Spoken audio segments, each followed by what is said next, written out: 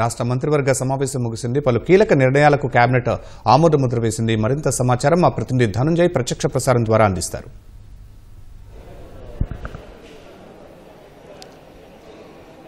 Thank you Sharma. కొన్ని కీలకమైనటువంటి నిర్ణయాలనే రాష్ట్ర కేబినెట్ తీసుకుందని చెప్పాలి. ప్రధానంగా చెప్పాలంటే రాష్ట్ర స్థాయి పెట్టుబడుల ప్రోత్సాహక బోర్డులో తీసుకున్నటువంటి నిర్ణయాలకి ఆమోదం తెలియజేసింది రాష్ట్ర కేబినెట్. తద్వారా 1,82,000 కోట్ల రూపాయల పైచిలుకు పెట్టుబడులకు ఆస్కారమైందని చెప్పాలి. అలాగే ఆ పరిశ్రమలకు సంబంధించి భూ కేటాయింపులపై కూడా రాష్ట్ర కేబినెట్ నిర్ణయం తీసుకుంది. అలాగే అమరావతిలో చేపట్టాల్సినటువంటి పనులకు సంబంధించినటువంటి ఒక అంశం, ఒక ప్రతిపాదనపై కూడా, అలాగే సిఆర్డీఏ అథారిటీ సమావేశంలో తీసుకున్న నిర్ణయానికి కూడా రాష్ట్ర కేబినెట్ గ్రీన్ సిగ్నల్ ఇచ్చిందని చెప్పాలి. మొత్తం 2,733 కోట్ల రూపాయల విలువైన పనులకు, ఇంజనీరింగ్ పనులకు సంబంధించి రాష్ట్ర కేబినెట్లో ఆమోదాన్ని తెలియజేసింది. ఈ సిఆర్డీఏకి దీనికి టెండర్లు పిలవాల్సిందిగా సిఆర్డీఏకి అనుమతి ఇస్తూ రాష్ట్ర కేబినెట్ నిర్ణయం తీసుకుంది. అలాగే రాష్ట్ర వ్యాప్తంగా మున్సిపాలిటీలకు భవన నిర్మాణాలు, అలాగే లేఅవుట్లకు సంబంధించినటువంటి అర్బన్ డెవలప్మెంట్ ఏరియాలో ఉన్నటువంటి పరిధిలో ఉన్నటువంటి ప్రాంతాల్లో ఈ భవన నిర్మాణాలకు, అలాగే లేఅవుట్లకు సంబంధించి అనుమతులు ఆయా మున్సిపాలిటీలు జారీ చేసేలా ఒక చట్ట సవరణను కూడా చేసింది రాష్ట్ర ప్రభుత్వం. దానికి సంబంధించినటువంటి ఆర్డినెన్స్ కూడా రాష్ట్ర కేబినెట్ ఆమోదాన్ని తెలియజేసింది. తద్వారా పారదర్శకత తీసుకురావాలని చెప్పి రాష్ట్ర ప్రభుత్వం భావిస్తుంది. ఈ అనుమతుల జారీకి అధికారాన్ని అంతా కూడా ఇప్పుడు మున్సిపాలిటీలకి అప్పచెపుతూ అర్బన్ డెవలప్మెంట్ అథారిటీ నుంచి ఆ అధికారాన్ని తొలగిస్తూ ఈ చట్ట సవరణ చేశారు. ఈ చట్ట సవరణ ఆర్డినెన్స్కు రాష్ట్ర కేబినెట్ ఆమోదాన్ని తెలియజేసింది. అలాగే పిఠాపురం ఏరియా డెవలప్మెంట్ అథారిటీలో కొత్తగా 19 పోస్టులు ఏర్పాటు చేయడానికి సంబంధించి రాష్ట్ర కేబినెట్ ఆమోదాన్ని తెలియజేసింది. అలాగే దీనికి సంబంధించి అంటే పిఠాపురం ఏరియా డెవలప్మెంట్ పరిధిలో, ఆ నియోజకవర్గ పరిధిలో రాష్ట్ర కేంద్ర ప్రభుత్వాలు అమలు చేసేటువంటి వివిధ కార్యక్రమాలు, అభివృద్ధి కార్యక్రమాలకు సంబంధించి ఇంటిగ్రేటెడ్ మోడ్లో దాన్ని చేసేందుకు వీలుగా ఈ 19 పోస్టులు కూడా మంజూరు చేశారు. అలాగే ఆ ప్రాంతంలో ఒక డిప్యూటీ కలెక్టర్ లేదా ఐఏఎస్ అధికారి హోదా స్థాయి అధికారి నేతృత్వంలోనే ఆ ఏరియా డెవలప్మెంట్ అథారిటీలో ఉన్నటువంటి పనులు, అలాగే సంక్షేమ కార్యక్రమాల ఇంటిగ్రేషన్ కూడా చేపడతారు. అలాగే తిరుపతిలో ఈఎస్ఐ ఆసుపత్రిని దాదాపుగా 50 పడకల నుంచి 100 పడకలకి అప్గ్రేడ్ చేసేలాగా రాష్ట్ర కేబినెట్ ఆమోదాన్ని కూడా తెలియజేసింది. గుంటూరు జిల్లా పత్తిపాడులో ఉన్నటువంటి 100 పడకల ఈఎస్ఐ ఆసుపత్రి నిర్మాణానికి కూడా ఆమోదాన్ని తెలియజేసింది.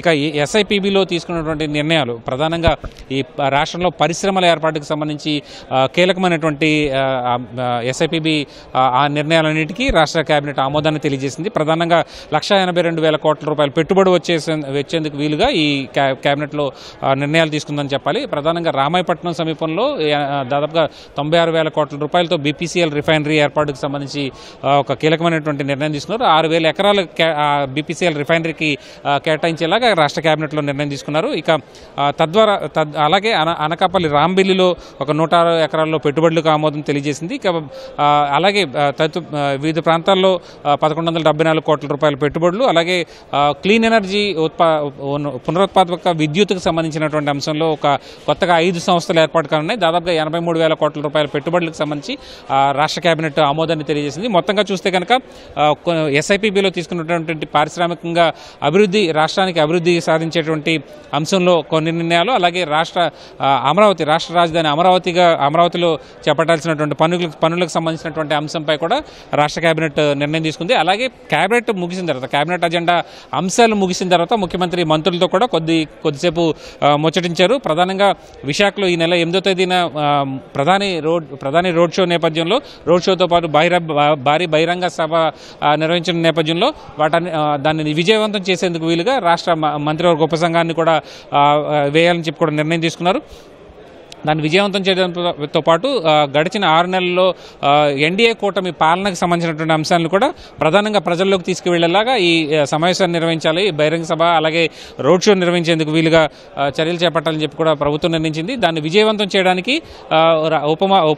మంత్రివర్గ ఉపసంఘాన్ని కూడా వేయబోతున్నారు. ప్రస్తుతం ఆ జిల్లా ఇన్ఛార్జ్ మంత్రి డోలా బాలవీరాంజనేయ స్వామి కూడా రేపు అక్కడ పర్యటించి ప్రధాని బహిరంగ సభ అలాగే రోడ్ షోకి సంబంధించినటువంటి ఏర్పాట్లన్నీ కూడా పర్యవేక్షిస్తారు. అలాగే రాష్ట్రంలో అమలు చేసేటువంటి సంక్షేమ పథకాల అభివృద్ధి కార్యక్రమాలు విస్తృతంగా తీసుకెళ్లేటువంటి బాధ్యతను కూడా మంత్రులపై కూడా ముఖ్యమంత్రి ఉంచారు. అలాగే వివిధ సంక్షేమ పథకాలు, అలాగే ప్రత్యేకించి తల్లికి వందనం కార్యక్రమాన్ని, తల్లికి వందనం ప్రతిష్టాత్మకంగా రాష్ట్ర ప్రభుత్వం చేపట్టినటువంటి తల్లికి వందనం కార్యక్రమంలో భాగంగా దాన్ని ఆ పథకం అమలును వచ్చే విద్యా సంవత్సరం నుంచి అమలు చేసేందుకు వీలుగా రాష్ట్ర ప్రభుత్వం ఇవాళ కొద్దిసేపు మంత్రులతో ఈ అంశంపై కూడా ముఖ్యమంత్రి చర్చించారు. అలాగే ఇక కేంద్ర ప్రభుత్వంతో కలిపి రైతులకు ఇచ్చేటువంటి ఆర్థిక సాయాన్ని కేంద్ర ప్రభుత్వంతో కలిపి, కేంద్ర ప్రభుత్వం ఇచ్చేటువంటి నిధులతో కలిపి రాష్ట్ర ప్రభుత్వం కూడా 20,000 రూపాయల చొప్పున ఇవ్వడానికి దాదాపుగా చెల్లించే అంశంపై కూడా చర్చ చోటు చేసుకుంది.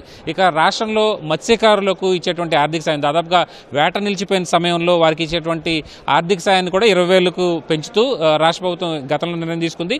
ఈ ఆర్థిక సాయాన్ని కూడా వచ్చే ఆర్థిక సంవత్సరం నుంచి కూడా ఇవ్వాలని చెప్పి ఇవాళ కేబినెట్లో అజెండా అంశాలు ముగిసిన తర్వాత ముఖ్యమంత్రి మంత్రులతో చర్చించారు. అలాగే వీరందరికీ కూడా వివిధ రాష్ట్రంలో అమలు చేస్తున్నటువంటి వివిధ సంక్షేమ పథకాలు, అభివృద్ధి కార్యక్రమాలకు సంబంధించి విస్తృతంగా బలంగా ప్రజల్లోకి తీసుకెళ్లేటువంటి బాధ్యత అంతా కూడా మంత్రులపై ఉందని చెప్పి కూడా ముఖ్యమంత్రి స్పష్టం చేశారు. గడిచిన 6 నెలల్లో తీసుకున్నటువంటి వివిధ నిర్ణయాలకు సంబంధించి కూడా ముఖ్యమంత్రి ఒక మారు సమీక్షించినట్టు తెలుస్తుంది. వీటన్నింటినీ కూడా ప్రజల్లోకి తీసుకెళ్లడం, అలాగే విస్తృతంగా ప్రజల్లో చర్చ జరిగేలాగా కార్యాచరణ రూపొందించాలని చెప్పి కూడా ముఖ్యమంత్రి ఆదేశించారు. ఇక మద్యం దుకాణాల రేషనలైజేషన్కి సంబంధించి కూడా కొద్దిసేపు చర్చకు వచ్చినట్టు తెలుస్తుంది.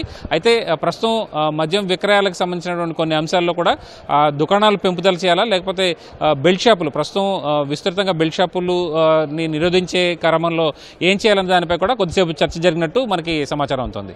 మొత్తం మీద రాష్ట్ర కేబినెట్లో అటు రాష్ట్ర అభివృద్ధికి సంబంధించినటువంటి నిర్ణయాలు, అలాగే సంక్షేమ అభివృద్ధి కార్యక్రమాలకు సంబంధించినటువంటి నిర్ణయాలు కూడా కొన్ని అంశాలపై కూడా చర్చ చోటు చేసుకుంది. ఇది అప్డేట్. కెమెరా పర్సన్ శేషుతో కలిసి Dhananjay, ETV news, Amaravati. Water studio.